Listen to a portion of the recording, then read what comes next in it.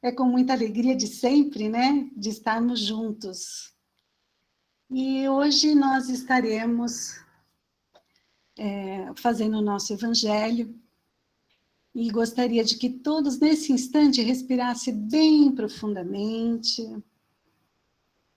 fechassem os seus olhos e buscassem mentalizar a luz do nosso Mestre Jesus e das equipes espirituais que trabalham junto de nós em nossa casa, Centro Espírita Irmão X. Vamos mentalizando essa luz sobre o nosso coronário, sobre o topo de nossa cabeça, que vai se espargindo por todo o nosso corpo físico e espiritual, trazendo a leveza, o bem-estar, energizando o nosso corpo físico, energizando a nossa mente, para que juntos possamos estar aqui, bebendo dessa fonte fecunda e infinita, que é o amor do Evangelho de Jesus, os seus ensinamentos e todo o seu trabalho. E que possamos ficar com a presença dele, de todos os nossos irmãos que estão aqui presentes, em cada janelinha aberta desse instante, cuidando de nós. Com a graça de Deus e de Jesus, que assim seja. Então, hoje nós vamos dar o início ao nosso evangelho e logo de cara eu vou pedir para que todos reflitam junto comigo, né, sobre quem é o próximo. Porque o estudo de hoje é o item 1 e 2 do capítulo 11 do Evangelho segundo o Espiritismo, cujo título é o maior mandamento. Então, conheceremos um personagem cujo nome não foi identificado, como muitos dos encontros com Jesus, mas que através desses históricos encontros nos deixaram lições grandiosas. E hoje nós vamos falar sobre um tal doutor das leis, né? Porque ele era um grande conhecedor das leis de Moisés, em torno de 613 leis. Mas a gente sabe que Jesus fez do decálogo a base do seu edifício, porque as restantes foram leis mais para o abrandamento dos costumes do povo, em que Moisés era um administrador. Chamavam esses doutores, como chamamos hoje, um advogado, né, para cuidar dos conflitos da rotina do dia a dia. E esse doutor, como querendo confrontar o conhecimento do mestre, pergunta a ele: Mestre, o que devo fazer para herdar a vida eterna? E neste questionamento já está implícito que ele acreditava na vida futura, na vida espiritual. Apenas um número muito pequeno dos judeus daquela época que discutiam sobre a vida após a morte. Isso não era comum, pois a maioria nem se interessava por este assunto. Havia apenas o interesse pela vida material, como prosperar, como negociar. Muito diferente de hoje, né? Enfim, o que ele estava querendo dizer, perguntar, em outras palavras, é como se libertar do ciclo das vidas, das reencarnações, e como ele poderia prosperar na vida espiritual. E Jesus, por hábito, né, sabemos que ele sempre respondia ou por parábolas, ou com uma outra pergunta, não era assim? E isso tem um nome, chama-se maiêutica. É uma técnica de linguagem que também foi muito usada por Sócrates. E Jesus questiona o doutor da lei. O que está escrito nas leis? Como você lê essas leis? E o doutor da lei responde: amará teu Deus com todo o teu coração, com toda a sua alma, com todo o teu entendimento. E esta lei estava lá no Deuteronômio, no capítulo 5, no item 5, do quinto livro de Moisés. E aí ele, para amarrar, para demonstrar ainda mais conhecimento a Jesus, ele continua dizendo: amarás o teu próximo como a ti mesmo. E essa lei também não estava na sequência dos textos do quinto livro, estava lá no terceiro livro, Levítico 19, item 18, onde se dizia assim: não te vingarás e nem guardará ira contra os filhos do teu povo, mas amarás o teu próximo como a ti mesmo. Então, Jesus disse: boa resposta, né? Você respondeu corretamente. Faça isso e você viverá a vida eterna. Mas o doutor da lei ainda não estava satisfeito, né? E ele pergunta para Jesus: mas quem é o meu próximo? E em resposta, Jesus, agora sim, conta uma parábola, né? Um homem descia de Jerusalém para Jericó, quando caiu nas mãos de um assaltante. Estes lhe tiraram todas as roupas, o espancaram e foram deixando ali ele quase morto. E neste mesmo caminho, mais tarde, vinha vindo um sacerdote, e ao vê-lo, esse moribundo, ele passa a distância e não ajuda. E fica esse coitado lá na estrada, quando mais tarde passa o levita, que também, ao vê-lo, passa bem longe do moribundo.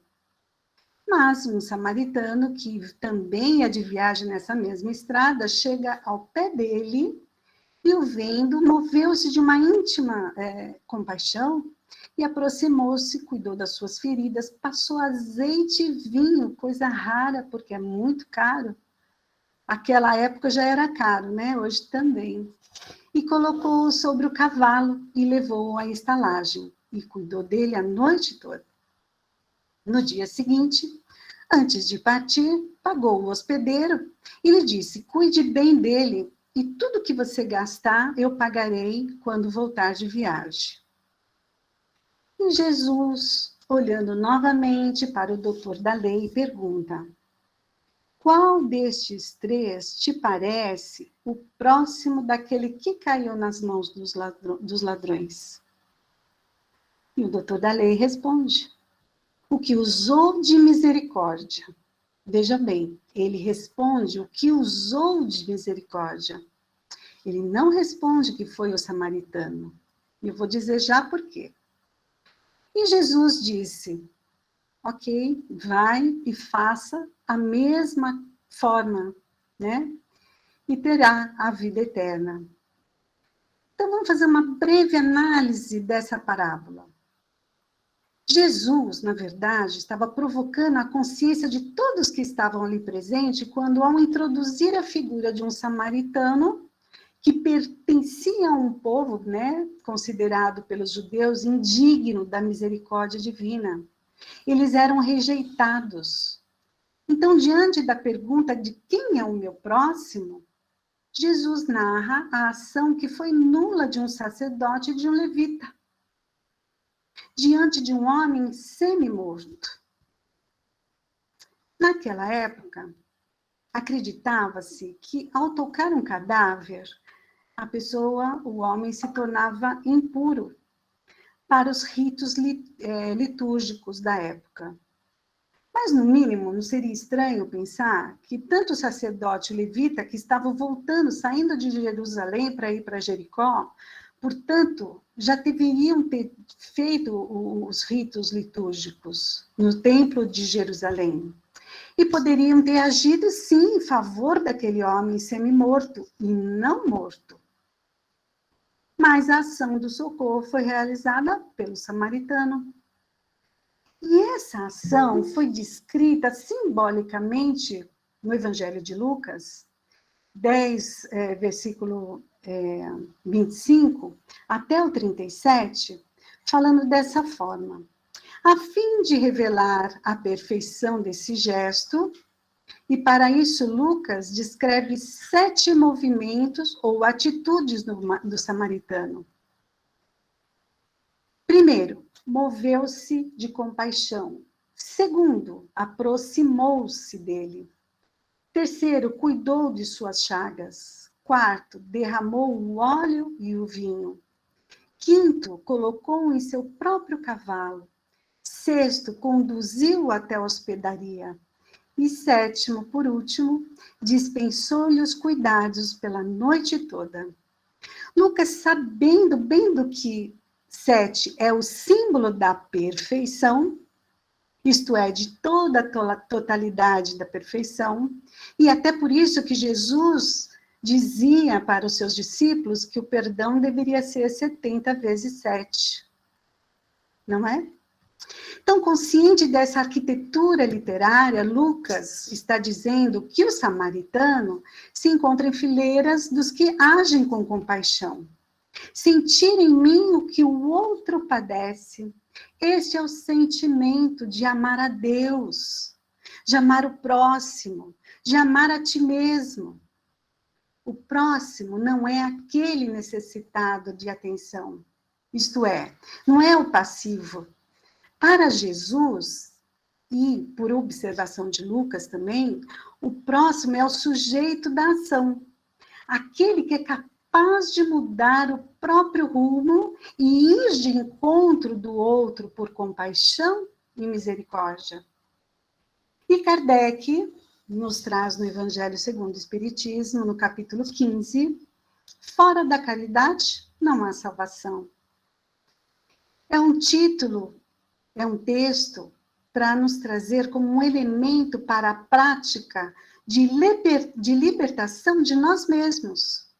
Como quebrar as algemas do meu interior e descobrir o amor em mim mesmo? Descobrir que sou importante para mim mesmo. E à medida que percebo quanto sou importante na vida do outro, sou significativo na história dos outros. Então, hoje, nos dias de hoje, quem são os bons samaritanos? A quem nós podemos nos espelhar? Histórias de quem podemos ver? E quem são esses homens que plantam sementes de bons frutos que dão nas árvores de suas vidas?